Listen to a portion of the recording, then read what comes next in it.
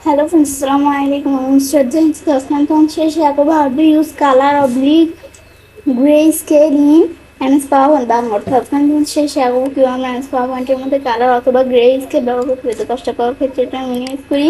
Minimise করার পরে আমাদের কাজটা করব বিষয়টা করার ক্ষেত্রে প্রথমে আমরা কি করব বিষয়টা করার ক্ষেত্রে তো প্রথমে আমরা আমাদের এদিক থেকে থিমস আসবো। ব্যাস আসার পরে আমরা আমাদের এখানে ধরো কিছু থিম দেওয়া আছে মধ্যে থেকে তোমাদের যেটা ভালো লাগে তোমরা নিতে পারো। আমি ধরো এখান থেকে এই থিমটা নিলাম, নিলে কিন্তু আমার থিম চলে আসলো। তো একটার ভিতরে নিচে এখন প্রতি স্টেডে কিন্তু আমাদের এমন থিম চলে আসছে। এখন বিষয়টা আমরা করার ক্ষেত্রে প্রথমে আমরা ভিউতে আসবো। আসার পর আমরা এখানে দেওয়া আছে কি এখানে দেওয়া আছে এই যে ধরো আমাদের দেওয়া আছে কালার, এই বিষয়গুলো আমরা দেখবো। এখন এখানে কালার, এখানে কিন্তু এরকম কালার দেওয়া আছে। আমি যদি গ্রে স্কেল দিই, গ্রে স্কেল দিলে কিন্তু এদের এভাবে কেমন একটু পুরান পুরান এভাবে কালার চলে আসে গ্রে স্কেল দিলে। ব্যাস এটা হচ্ছে আমাদের এই বিষয়টা কাজ করে। তারপর আমরা এখানে আসলে কি করতে পারি, এখানে গ্রে স্কেল ছাড়া আমি যদি ব্ল্যাক দিই, ব্ল্যাক থাকবে, হোয়াইট দিলে হোয়াইট থাকবে। পরে আমি যদি এই যে এখানে আরো নানা অপশন দেওয়া আছে, এগুলোর মধ্যে তোমার কোনটা দিবে, তোমার যেটা দিতে চাও দিলে চলে আসবে।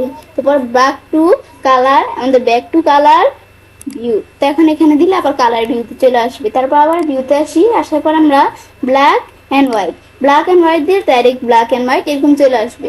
তারপরে তোমরা যদি ব্ল্যাক অ্যান্ড হোয়াইটও যদি চেঞ্জ করতে চাও এগুলো চেঞ্জ করতে পারো। বিষয় দেখার পর এবার সেটা কাজটা করতে পারি। এবার আমরা খুব সহজ পাওয়ার পয়েন্টের মধ্যে কালার অথবা গ্রে স্কেল ব্যবহার করতে পারি। ফ্রেন্ডস, আজকের ভিডিও তোমাদের ভালো লাগে তাহলে আমার চ্যানেলটা সাবস্ক্রাইব, লাইক, কমেন্ট, শেয়ার করবে।